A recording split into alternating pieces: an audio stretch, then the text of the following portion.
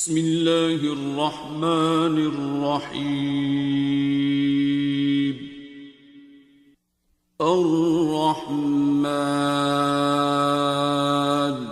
نہایت مہربان، علم القرآن جس نے قرآن کی تعلیم دی، خلق الانسان علمہ البیان اسی نے انسان کو پیدا کیا اور اسے بولنا سکھایا۔ الشمس والقمر بحسبان سورج اور چاند ایک حساب کے پابند ہیں، والنجم والشجر يسجدان اور تارے اور درخت سجدہ ریز ہیں۔ والسماء رفعها ووضع الميزان آسمان کو اس نے بلند کیا اور میزان قائم کر دی، ألا تطغوا في الميزان تاکہ تم میزان میں خلل نہ ڈالو۔ وَأَقِيمُوا الْوَزْنَ بِالْقِسْطِ وَلَا تُخْسِرُوا الْمِيزَانَ اور انصاف کے ساتھ وزن کو ٹھیک رکھو اور تول میں کمی نہ کرو۔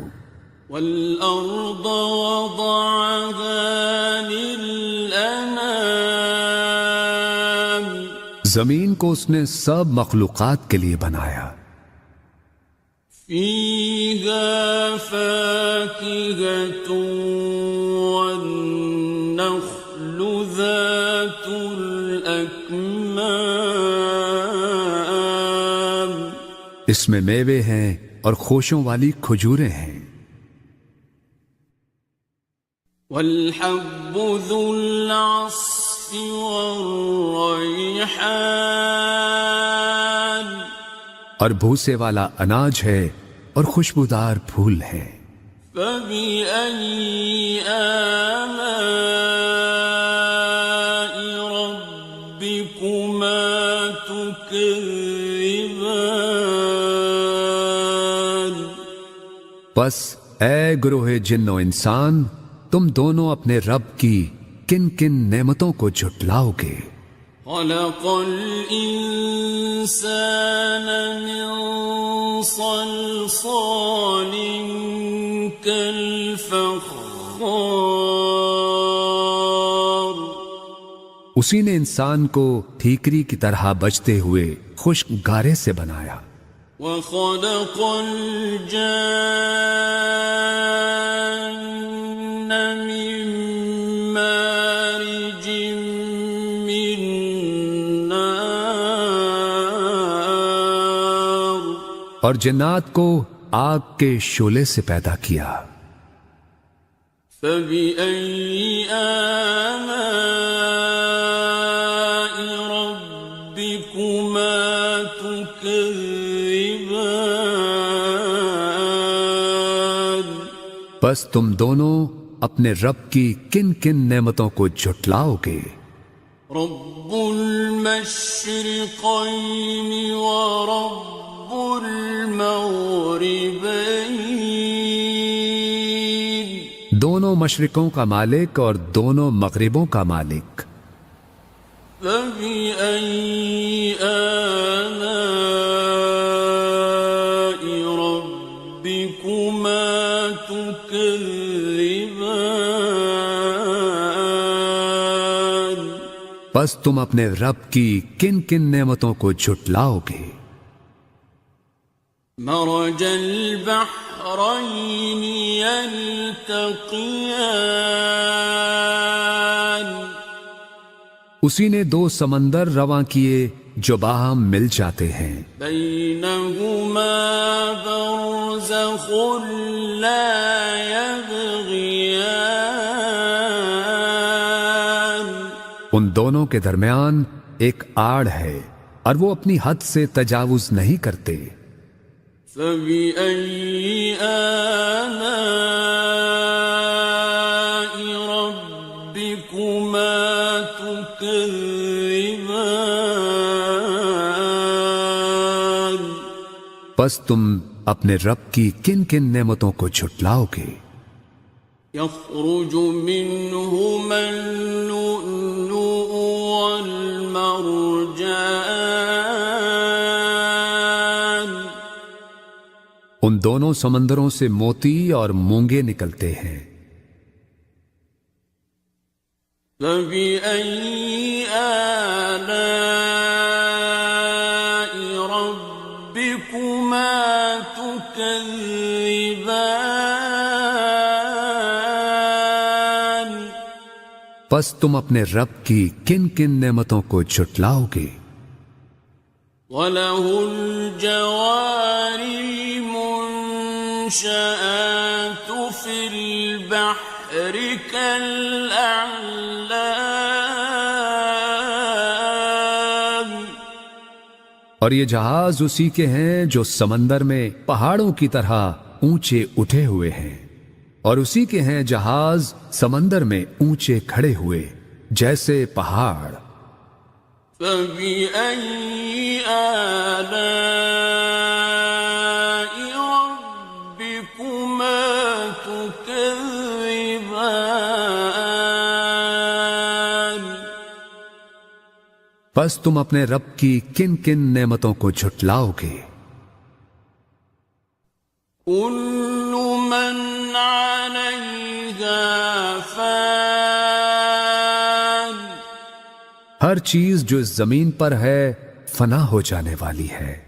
وَيَبْقَى وَجْهُ رَبِّكَ ذُو الْجَلَالِ وَالْإِكْرَامِ۔ اور صرف تیرے رب کی ذات باقی رہے گی جو صاحب عظمت و جلال اور صاحب انعام و اکرام ہے۔ فَبِأَيِّ آلَاءِ رَبِّكُمَا تُكَذِّبَانِ؟ پس تم اپنے رب کی کن کن نعمتوں کو جھٹلاؤ گے؟ يَسْأَلُهُ مَن فِي السَّمَاوَاتِ وَالْأَرْضِ كُلَّ يَوْمٍ هُوَ فِي شَأْنٍ۔ زمین اور آسمانوں میں جو بھی ہیں سب اسی سے مانگ رہے ہیں، ہر آن وہ نئی شان میں ہے۔ فَبِأَيِّ آلَاءِ رَبِّكُمَا تُكَذِّبَانِ؟ پس تم اپنے رب کی کن کن نعمتوں کو جھٹلاؤ گے؟ سَنَفْرُغُ لَكُمْ أَيُّهَ الثَّقَلَانِ۔ اے گروہ انس و جن، ہم عنقریب تمہارے حساب کی طرف متوجہ ہوتے ہیں۔ فَبِأَيِّ آلَاءِ رَبِّكُمَا تُكَذِّبَانِ؟ پس تم دونوں اپنے رب کی کن کن نعمتوں کو جھٹلاؤ گے؟ يَا مَعْشَرَ الْجِنِّ وَالْإِنسِ إِنِ اسْتَطَعْتُمْ أَن تَنفُذُوا مِنْ أَقْطَارِ السَّمَاوَاتِ وَالْأَرْضِ فَانفُذُوا۔ اے گروہ جن و انس، اگر تم اس بات پر قدرت رکھتے ہو کہ آسمانوں اور زمین کے کناروں سے باہر نکل سکو تو تم نکل جاؤ۔ لا تنفذون إلا بسلطان۔ تم نہیں نکل سکتے بغیر اس کی اجازت کے۔ فبأي آلاء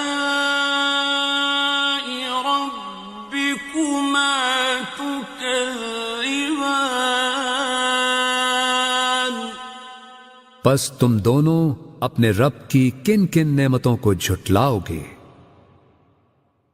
يرسل عليكما شواظ من نار ونحاس فلا تنتصران تم دونوں پر آگ کے خالص شعلے بھیج دیے جائیں گے اور دھواں، اور تم دونوں ان سے بچ نہ سکو گے۔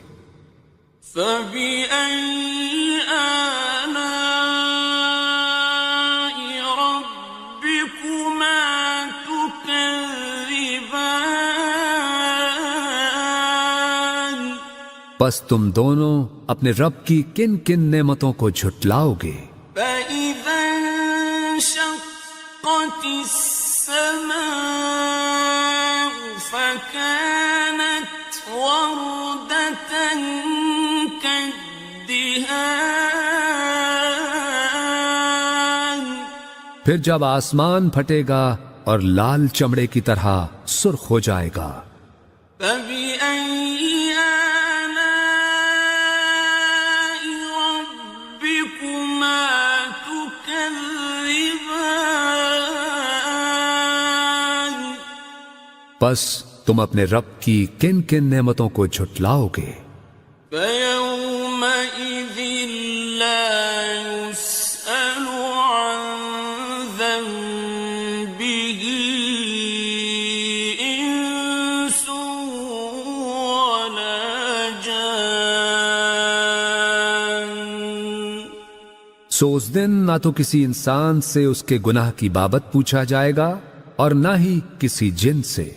فبأي آلاء ربكما تكذبان پس تم دونوں اپنے رب کی کن کن نعمتوں کو جھٹلاؤ گے؟ يعرف المجرمون بسيماهم فيؤخذ بالنواصي والأقدام مجرم اپنے چہروں سے پہچان لیے جائیں گے اور انہیں پیشانی کے بال اور پاؤں سے پکڑ پکڑ کر گھسیٹا جائے گا۔ فبأي آلاء ربكما تكذبان پس تم اپنے رب کی کن کن نعمتوں کو جھٹلاؤ گے؟ هذه جهنم التي يكذب بها المجرمون یہی ہے وہ دوزخ جسے مجرم لوگ جھٹلایا کرتے تھے۔ يطوفون بينها وبين حميم آن اور وہ اس میں اور کھولتے گرم پانی میں گھومتے پھریں گے۔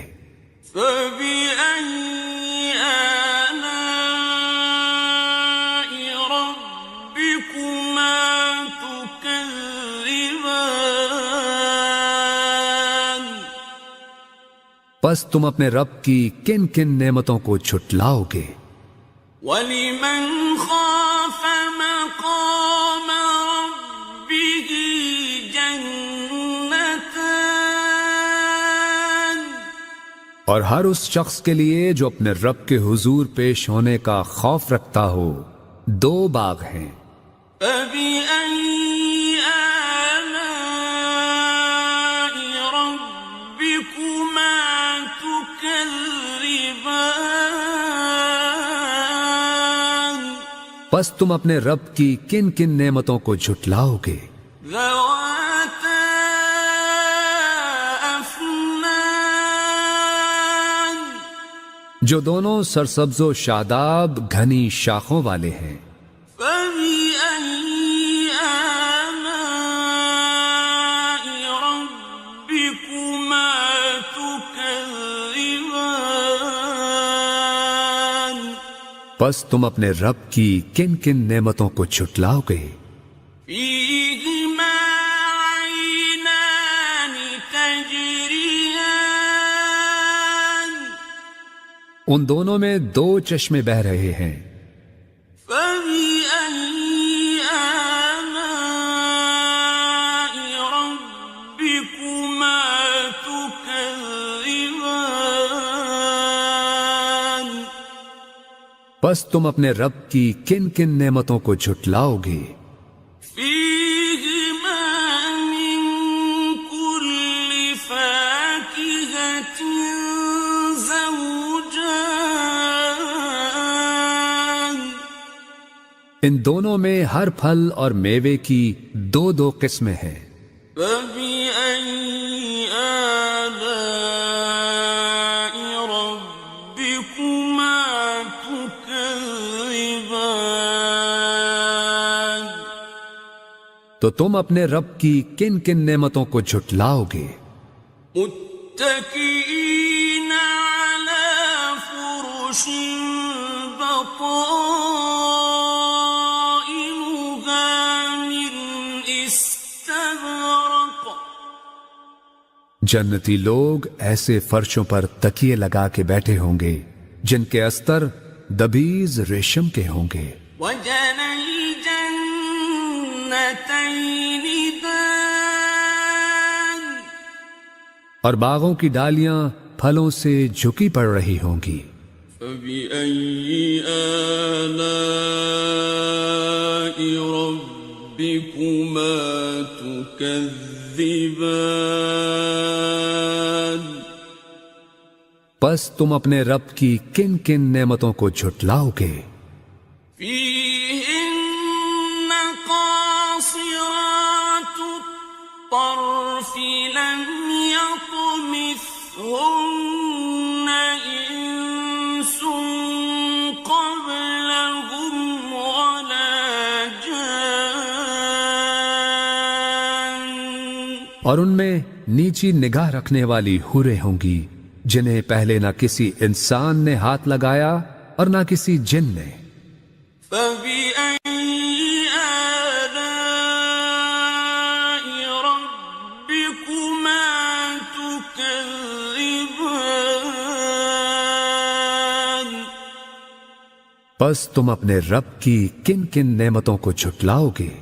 كأنهن الياقوت والمرجان گویا وہ حوریں یاقوت اور مرجان ہیں۔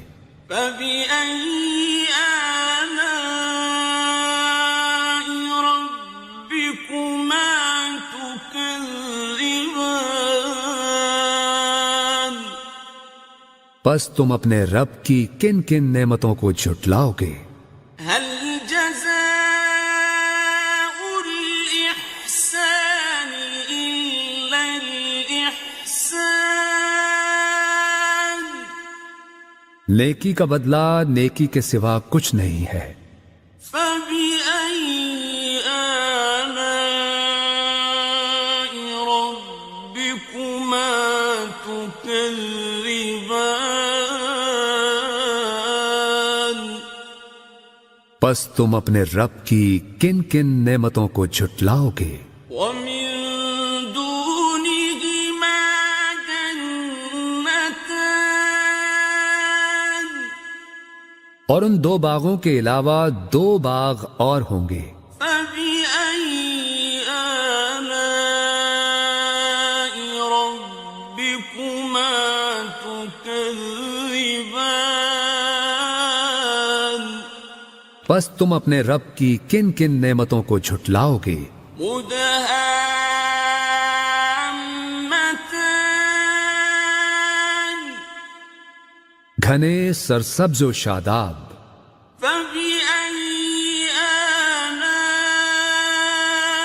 ربكما تكذبان پس تم اپنے رب کی کن کن نعمتوں کو جھٹلاؤ گے؟ فيهما عينان نضاختان دونوں باغوں میں 2 چشمے فواروں کی طرح ابلتے ہوئے. فبأي آلاء ربكما تكذبان پس تم اپنے رب کی کن کن نعمتوں کو جھٹلاؤ گے؟ فيهما فاكهة ونخل ورمان ان دونوں میں پھل اور کھجوریں اور انار ہیں. فبأي آلاء ربكما تكذبان پس تم اپنے رب کی کن کن نعمتوں کو جھٹلاؤ گے؟ فيهن خيرات حسان ان میں بھی خوبصورت و خوبصورت حوریں ہیں.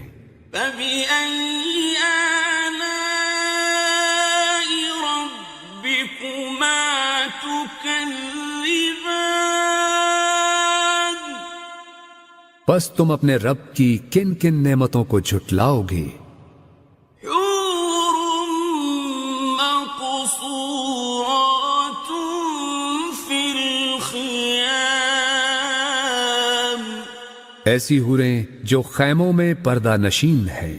فبأي آلاء ربكما تكذبان پس تم اپنے رب کی کن کن نعمتوں کو جھٹلاؤ گے؟ لم يطمثهن إنس قبلهم ولا جان انہیں پہلے نہ کسی انسان ہی نے ہاتھ سے چھوا ہے اور نہ کسی جن نے. فبأي آلاء ربكما تكذبان پس تم دونوں اپنے رب کی کن کن نعمتوں کو جھٹلاؤ گے؟ متكئين على رفرف خضر وعبقري حسان اہل جنت سبز قالینوں پر اور نادر و نفیس بچھونوں پر تکیے لگائے بیٹھے ہوں گے.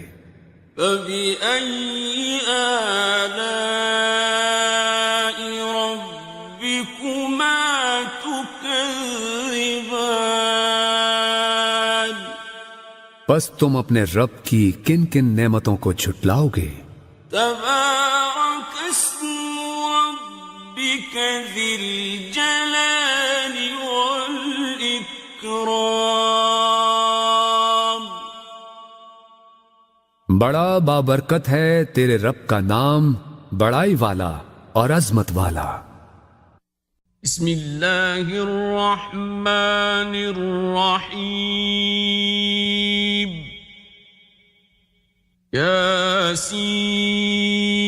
یاسین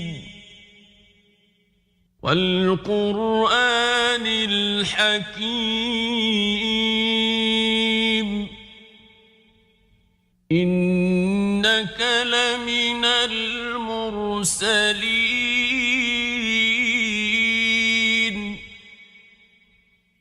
على صراط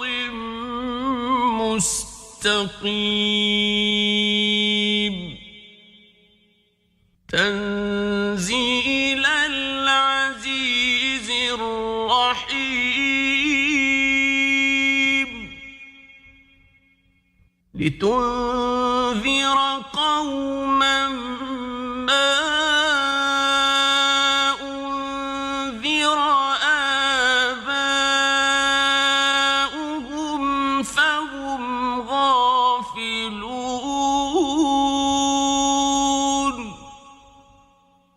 لقد حق القول على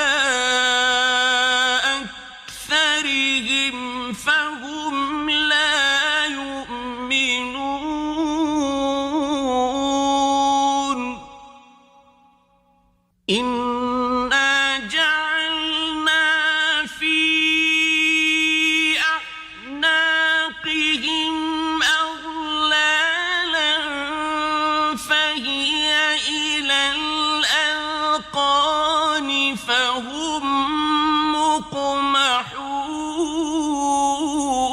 مقمحون وجعلنا من بين أيديهم سدا ومن خلفهم سدا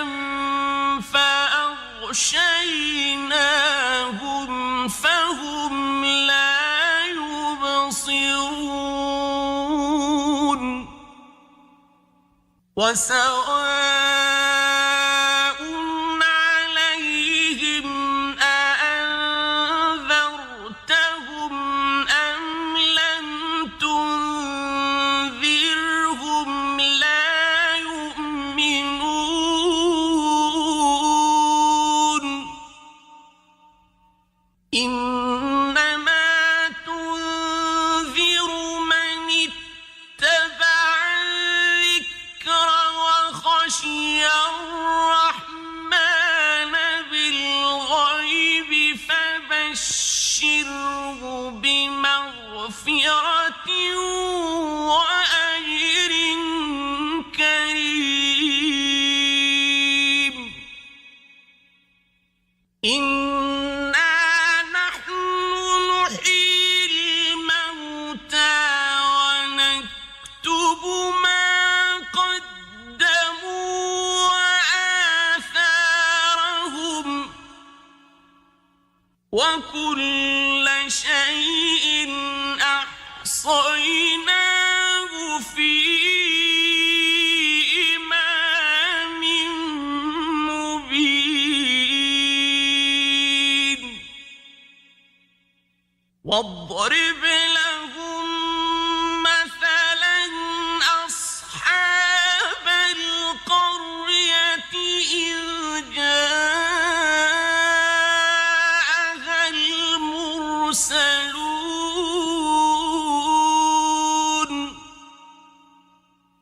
إذ أرسلنا إليهم اثنين فكذبوهما فعززنا بثالث فقالوا إنا إليكم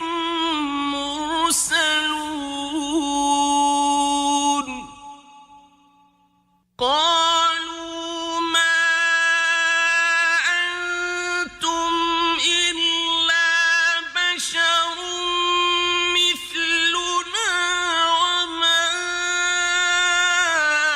أنزل الرحمن من شيء إن أنتم إلا تكذبون قالوا ربنا يعلم إنا إليكم لمرسلون وما علينا إلا البلاغ المبين قالوا إنا تطيرنا بكم لئن لم تنتهوا لنرجمنكم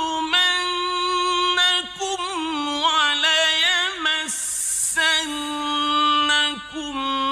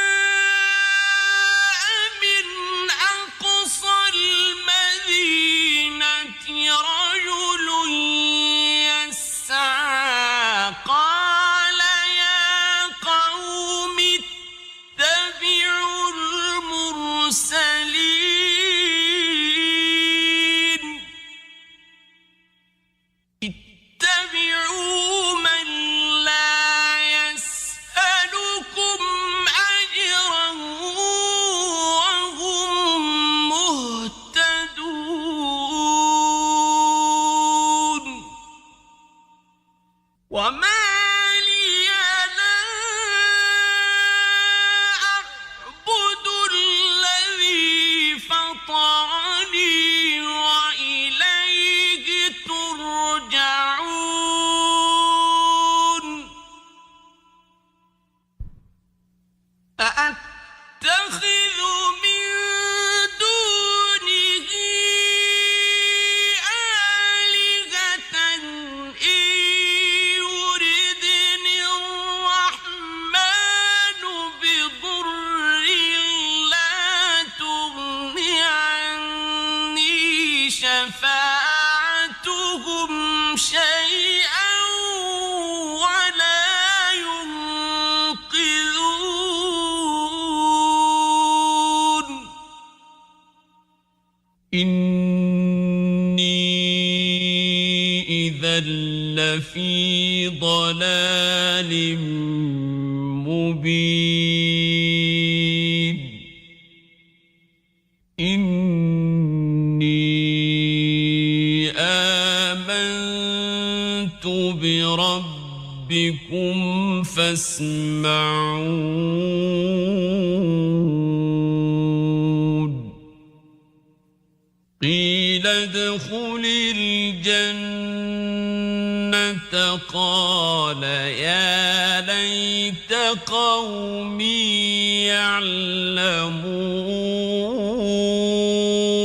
يعلمون بما غفر لي ربي وجعلني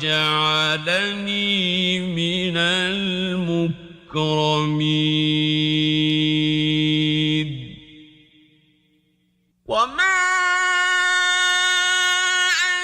أنزلنا على قومه من بعده من جند من السماء وما كنا منزلين إن كانت إلا صيحة واحدة فإذا هم خامدون يا حسرة على العباد ما يأتيهم من رسول إلا كانوا به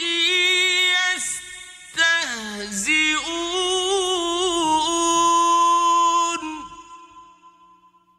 ألم يروا كم أهلكنا قبلهم من القرون أنهم إليهم لا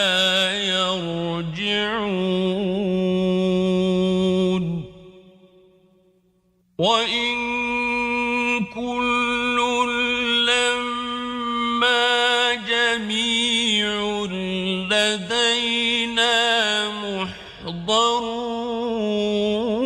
محضرون وآية لهم الأرض الميتة أحييناها وأخرجنا من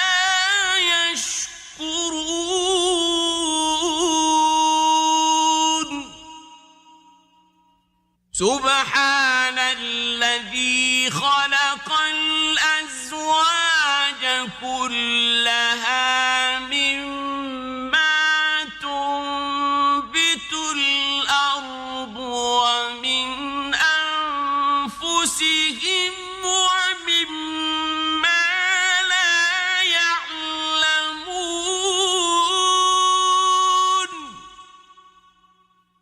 وآية لهم الليل نسلخ منه النهار فإذا هم مظلمون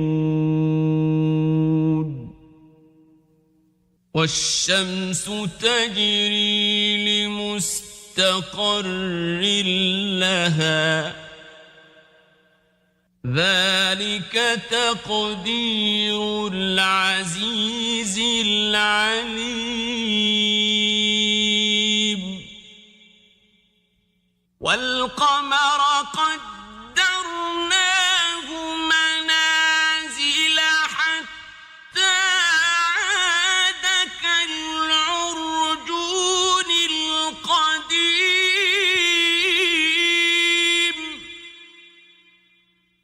لا الشمس ينبغي لها أن تدرك القمر ولا الليل سابق النهار وكل في فلك يسبحون وآية لهم أنا حملنا ذريتهم في الفلك المشحون وخلقنا لهم من مثله ما يركبون وإن نشأ نغرقهم فلا صريخ لهم ولا هم ينقذون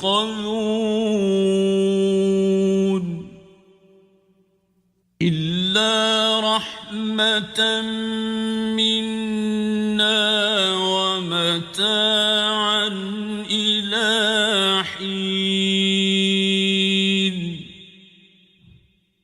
وإذا قيل لهم اتقوا ما بين أيديكم وما خلفكم لعلكم ترحمون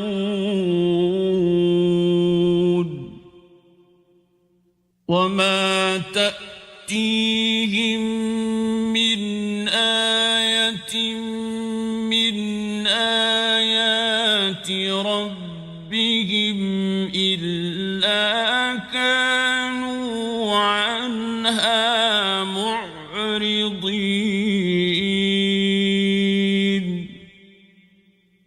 وإذا قيل لهم أنفقوا مما رزقكم الله قال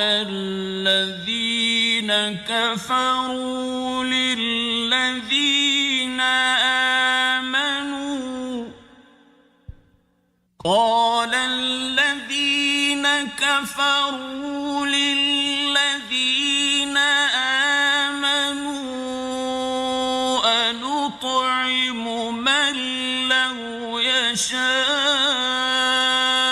الله أطعمه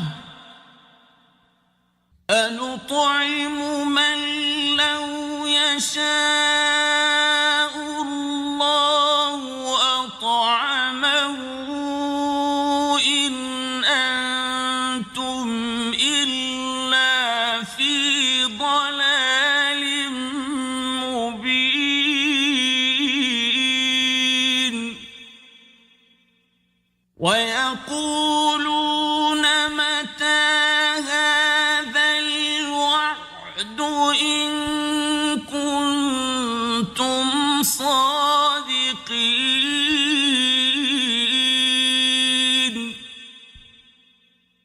ما ينظرون إلا صيحة واحدة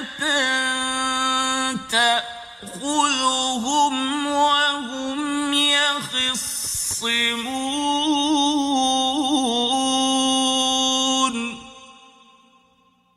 فلا يستطيعون توصية ولا إلى أهلهم يرجعون ونفخ في الصور فإذا هم من الأجداث إلى ربهم ينسلون قالوا يا ويلنا من بعثنا من مرقدنا هذا ما وعد الرحمن وصدق المرسلون إن كانت إلا صيحة واحدة فإذا هم جميع لدينا محضرون فاليوم لا تظلم نفس شيئا ولا تجزون إلا ما كنتم تعملون إن أصحاب الجنة اليوم في شغل فاكهون هم وأزواجهم في ظلال على الأرائك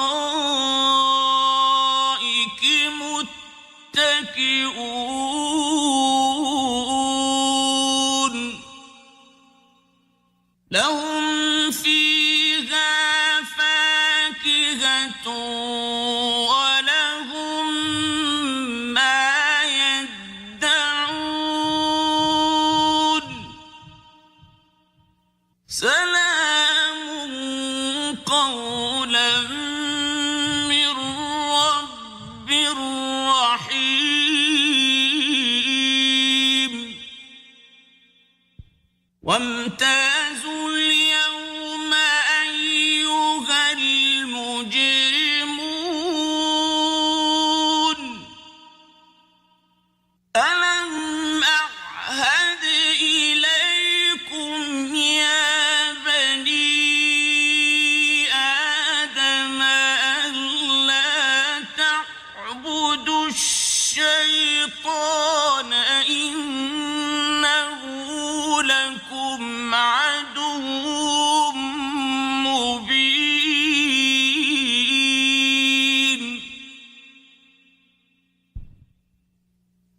وأن اعبدوني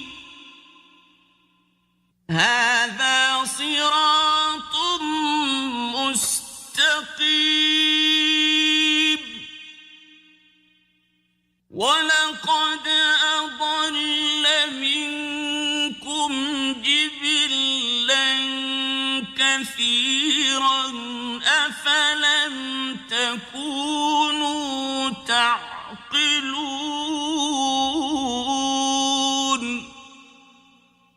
هذه جهنم التي كنتم توعدون اصلوها اليوم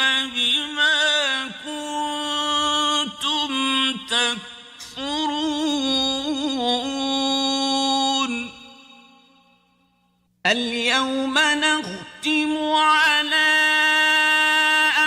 أفواههم وتكلمنا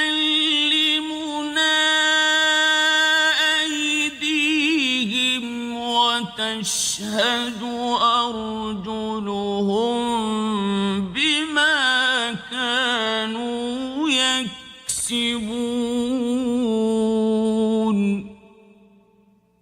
ولو نشاء لطمسنا على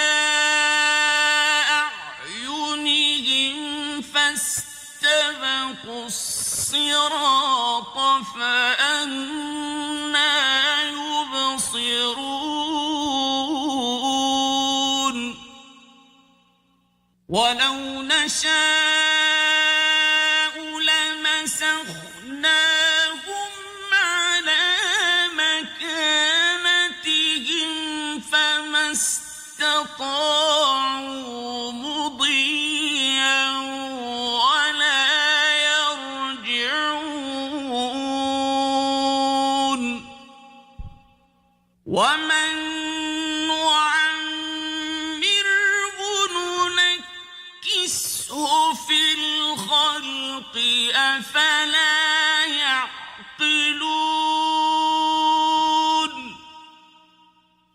وما علمناه الشعر وما ينبغي له إن هو إلا ذكر وقرآن مبين لينذر من كان حيا ويحق القول على الكافرين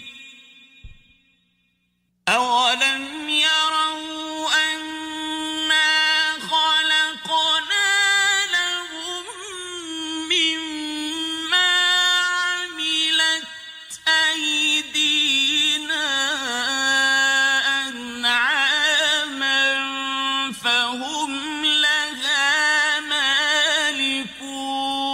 مالكون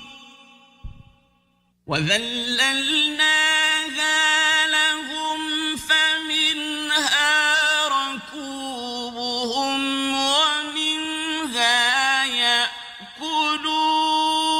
يأكلون ولهم فيها منافع ومشارب أفلا يشكرون واتخذوا من دون الله آلهة لعلهم ينصرون لا يستطيعون نصرهم وهم لهم جند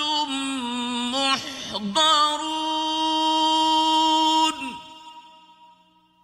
فلا يحزنك قولهم إنا نعلم ما يسرون وما يعلنون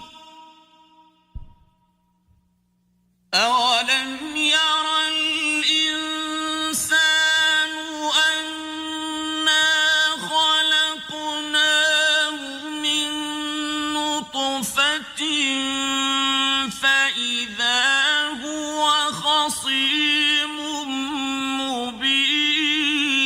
مبين وضرب لنا مثلا ونسي خلقه قال من يحيي العظام وهي رميم قل يحيي